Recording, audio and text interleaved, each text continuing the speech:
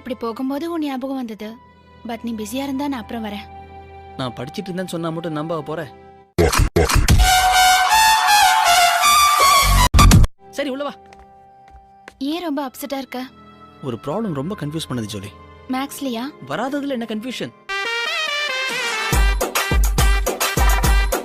ஏய் இங்க பாத்தியா, எனக்கு படிக்காமலே பட்டம் கொடுத்துட்டாங்க. என்னது? அதிர்ஷ்டக்கார பையன். Congrats Ben. அப்போ இனிமே நான் காலேஜுக்கு வர வேண்டாம், டிகிரியே வாங்கிட்டேன்ல. நான் என்ன உங்கள மாதிரியா 3 வருஷம் 5 வருஷம் உட்கார்ந்து படிக்க? அனாவசியமா என் எரிச்சல கிளப்பாத. திருத்திக்கோமா. Doctor Ben Denison. எப்படி? யாரு உன்னையா? இந்த ஜென்மத்துல கூப்பிட மாட்டேன். இவளோட எரிச்சலை எல்லாம் என்கிட்ட இல்ல காட்டுவா. அனுபவி, இதெல்லாம் சகஜமப்பா.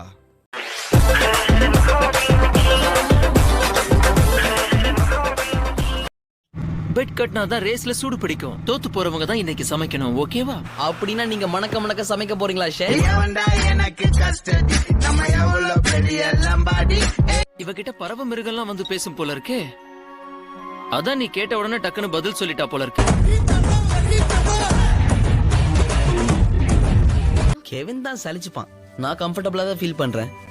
Thank you. எல்லாத்தையும் மறந்திருந்தாலும் இப்ப சந்தோஷமா இருக்கேன். உனக்கு ஞாபகம் வர வரைக்கும் தான் எனக்கு சந்தோஷம்.